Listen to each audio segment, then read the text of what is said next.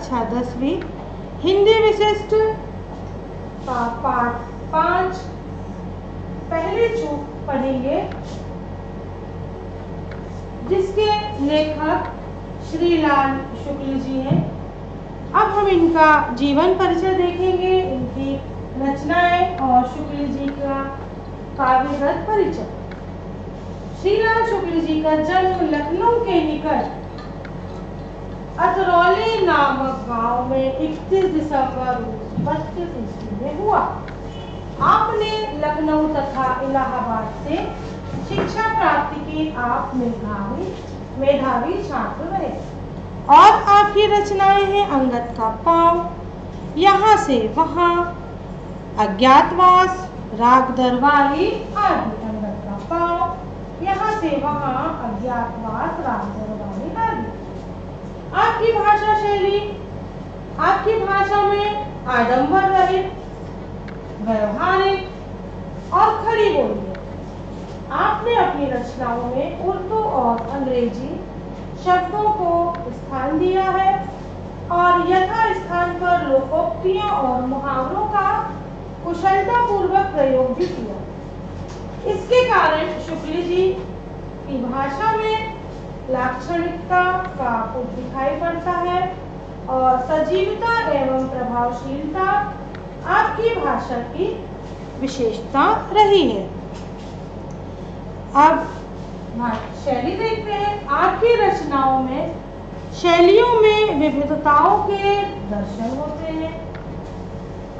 आपने अपनी रचनाओं में विषयानुसार शैलियों का प्रयोग भी किया है और आपके द्वारा की गई शैलियों का विवरण इस प्रकार है।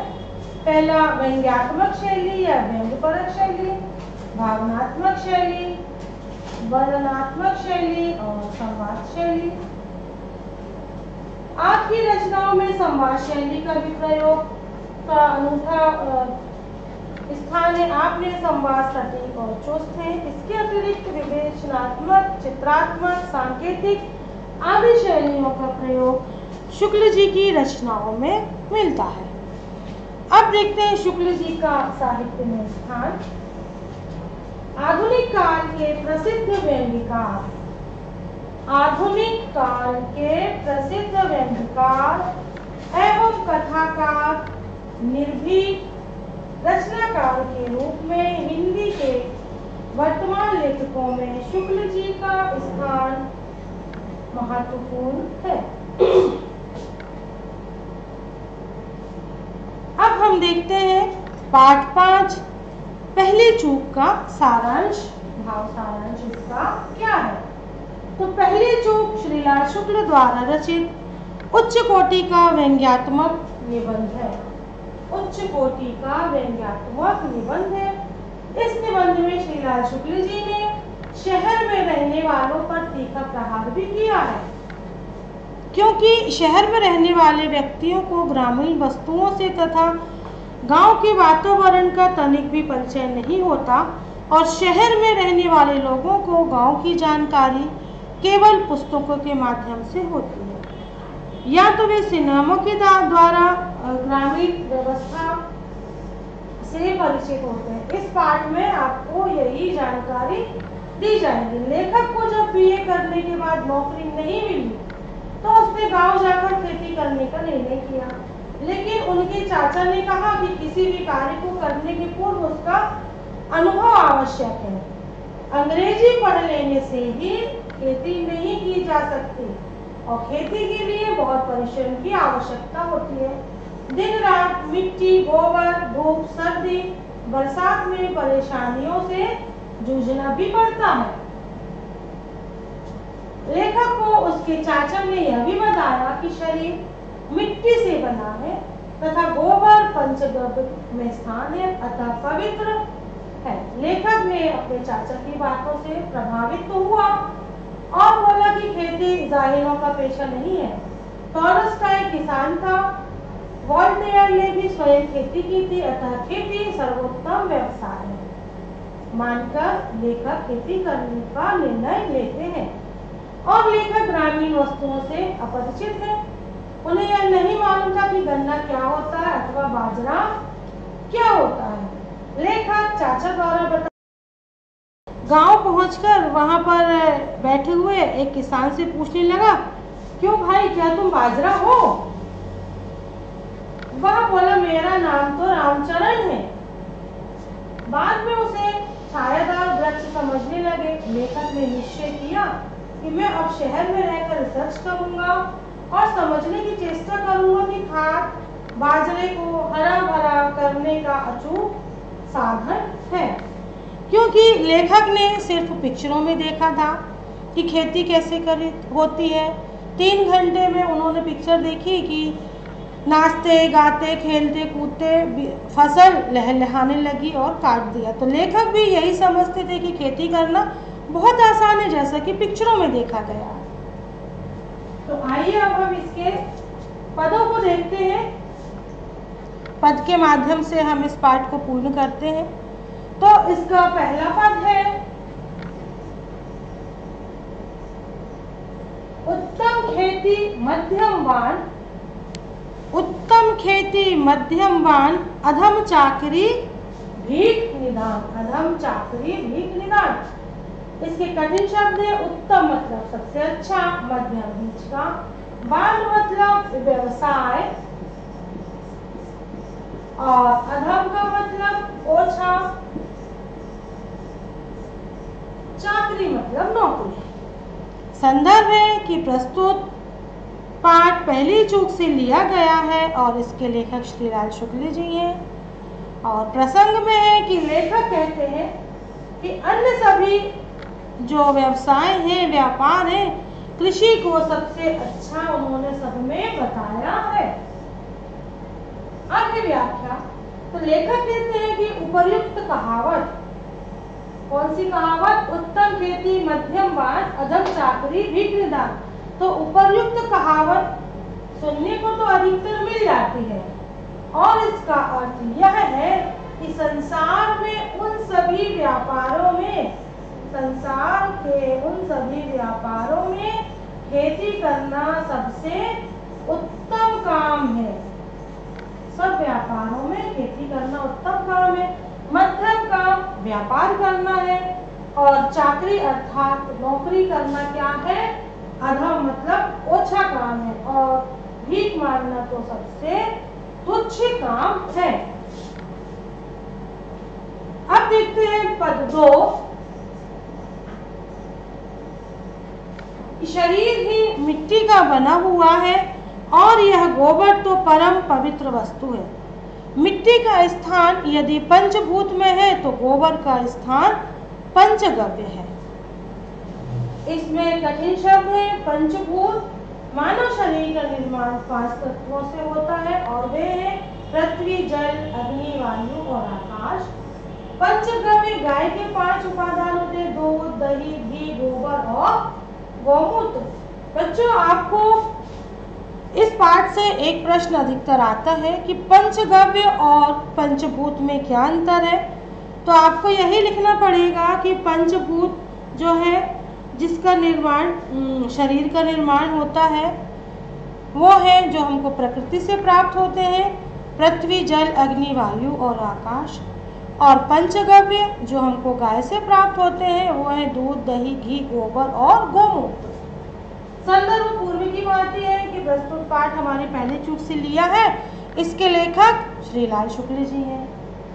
प्रसंग में कवि लेखक ने बीए करने के पश्चात गांव जाकर अपने चाचा से खेती का व्यवसाय करने की इच्छा व्यक्त की। तो चाचा ने खेती की बुराइयां एवं परेशानियां बताते हुए कहा कि इसमें दिन रात पानी और पसीना, मिट्टी और गोबर से खेलना पड़ता है। चाचा के इस तर्क का उत्तर देते हुए लेखक कहते हैं, देखते हैं लेखक क्या कहते हैं व्याख्या में। कि लेखक कहता है कि चाचा जी, मनुष्य का यह शरीर ही मिट्टी का बना हुआ है और यह गोबर तो परम पवित्र वस्तु है। मिट्टी का स्थान मानव शरीर का निर्माण करने वाले पंचभूतों अर्थात पृथ्वी, जल, अग्नि, वायु और आकाश में से एक है। उसी प्रकार गोबर का स्थान पंचगव्य अर्थात दही, घी, गोबर और गोमूत्र है, अतः मुझे मिट्टी और गोबर से कोई परेशानी नहीं होगी। इसका विशेष है कि लेखक ने मिट्टी और गोबर का महत्व यहाँ पर बताया है। अब है पद 3, सिनेमा खेती की उन्नति का एक अच्छा साधन है। सिनेमा द्वारा खेती का बड़ा प्रचार हुआ है। बड़े बड़े हीरो खेत जोतते जाते हैं और गाना गाते जाते हैं। हीरोइन खेत पर टोकरी में रोटी लेकर आती है। हरी भरी फसल में आंख मिचौली का खेल होता है। फसल काटते समय हीरोइन के साथ बहुत सी लड़कियां नाचती हैं और गाती भी हैं। वे नाचती जाती है और फसल अपने आप कटती जाती है।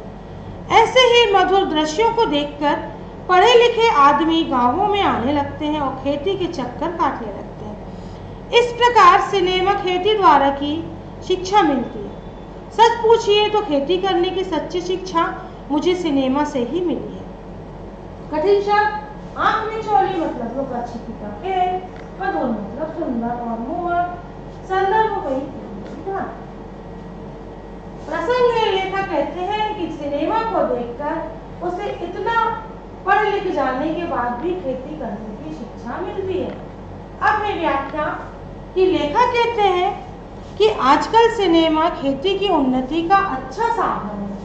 सिनेमा खेती की उन्नति का अच्छा साधन बन गया है और सिनेमाओं से खेती के प्रचार प्रसार में बहुत बड़ा योगदान भी मिला है। बड़े बड़े प्रसिद्ध हीरो खेत जोतते जाते हैं और मस्ती में गाने गाते हैं और नाचते जाते हैं। हीरोइन खेत पर रोटी टोकरी में रोटी लाती है और हीरो और हीरोइन हरी भरी फसल में आंख मिचौली का खेलने लगते हैं और गाने आदि के माध्यम से, नृत्य आदि के माध्यम से वो क्या करते हैं, आंख मिचौली का खेल खेलने लगते हैं। फसल जब कटने की होती है तो उस समय हीरोइन के साथ अनेक सुंदर सुंदर लड़कियां भी नाचने लगती हैं और गाने लगती, नाचती हैं और गाती हैं।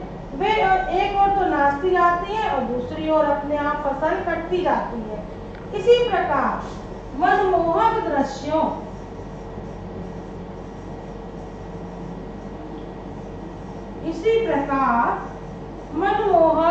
दृश्यों को देखकर पढ़े लिखे लोग गांव की ओर आकर्षित होने लगते हैं कि खेती करना तो बहुत सरल है, गांव तो इतना सुंदर होता है जहाँ पे नाचते गांव और खेती और फसल अपने आप फसल कटती जाती है। इस प्रकार हम कह सकते हैं कि सिनेमा द्वारा खेती की शिक्षा प्राप्त होती है। सच मानो तो खेती करने की सच्ची शिक्षा मुझे सिनेमा से ही मिली। लेखक ने सिनेमा में देखा कि खेती करना कितना आसान है और वो बीए करने के उपरांत गांव में आकर अपने चाचा से खेती करने की इच्छा जाहिर करते हैं।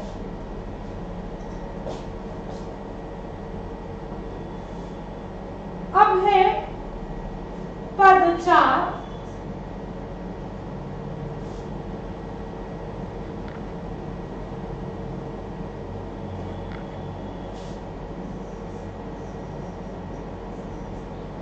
जैसे खूंटे से छूटी हुई घोड़ी भूसे के ढेर पर मुंह मारती है और धूप में बंधी हुई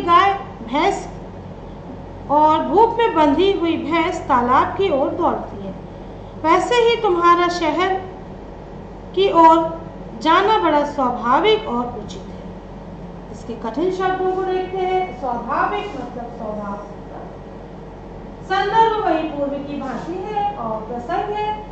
लेखक का मत है कि पढ़ा लिखा व्यक्ति शहर की तरफ ही भागता है। संदर्भ क्या है? लेखक का मत है कि पढ़ा लिखा व्यक्ति ही शहर की तरफ भागता है। अब व्याख्या में देखते हैं क्या है व्याख्या कि लेखक कहते हैं कि जैसे खूंटे से बंधी हुई घोड़ी भूसे के ढेर को देखकर उस पर टूट पड़ती है, भूसे के ढेर को देखकर खूंटे से बंधी हुई घोड़ी देखकर क्या करती है, उस पर टूट पड़ती है। और उसी तरह प्रकार धूप में बंधी हुई, इस प्रकार जैसे कि खूंटे से बंधी हुई घोड़ी भूसे को ढोए को देखकर उस पर टूट पड़ती है, उसी प्रकार धूप में बंधी हुई भैंस तालाब की ओर भागती है, तालाब की ओर भागती है। उसी प्रकार पढ़ा लिखा व्यक्ति शहर की ओर भागता हुआ दिखाई देता है और उसका यह कार्य कौन सा कार्य कि पढ़ा लिखा व्यक्ति शहर की ओर जाता है या भागता है, उसका यह कार्य स्वाभाविक और उचित है। तो यहाँ विशेषता है कि लेखक ने पढ़े लिखे व्यक्ति की स्वाभाविक भावना को बताया है। अब यहाँ पर कुछ विकल्पी प्रश्न है बच्चों कि पहली चूक, पाठ में लेखक ने किसे केंद्र बिंदु माना है, तो इसमें लेखक ने ग्रामीणों को केंद्र बिंदु माना है। फिर गोबर पवित्र वस्तु है, उसका स्थान काहे में है, उसका स्थान पंचगव्य में है। तो बेटा यह खेती का पेशा तुमसे नहीं होगा, यह किसने कहा, यह चाचा ने लेखक से कहा। फिर खेती करने वाला क्या कहलाता है, तो खेती करने वाला कृषक कहलाता है। फिर एक शब्द या एक वाक्य में उत्तर दीजिए। फिर पहली चूक किसके द्वारा की गई थी, तो पहली चूक लेखक के द्वारा की गई थी। फिर फारसी शब्द तेल नहीं बेचा जा सकता, यह कथन किसका था, तो यह कथन लेखक के चाचा का था। फिर खेत की मेड़ पर खड़े किस किसान ने पूछा, आपका नाम बाजरा तो नहीं है, यह रामचरण से पूछा गया था। रामचरण वहां बैठे थे और लेखक आए, उनको बताया किसी ने कि रामचरण कहाँ, तो बोले वो बाजरे के पास है।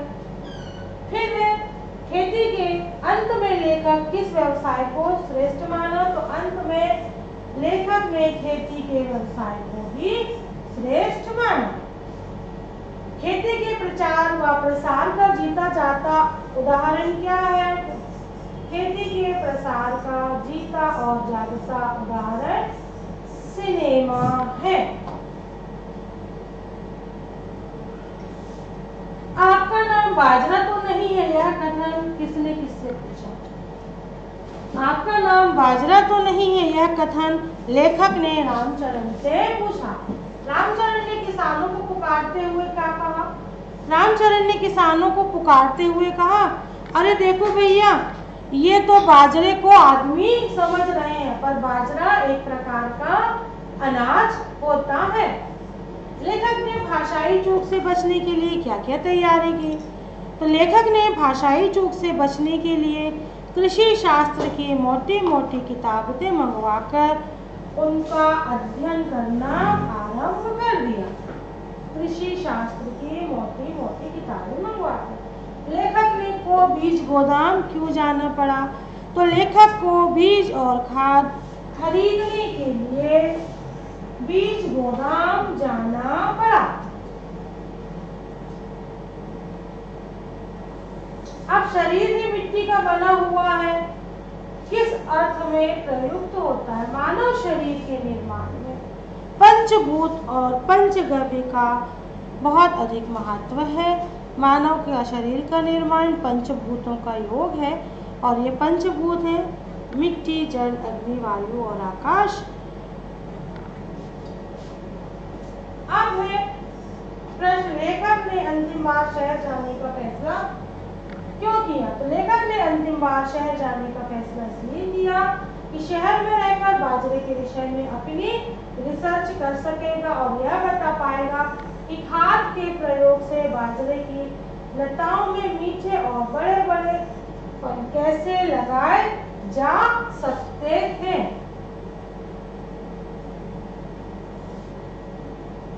बच्चों ये प्रश्नोत्तर आपको जो बताए ये आपकी नोटबुक में भी हैं, आपकी पुस्तक में भी ये प्रश्न दिए गए हैं। आप इस वीडियो और अपने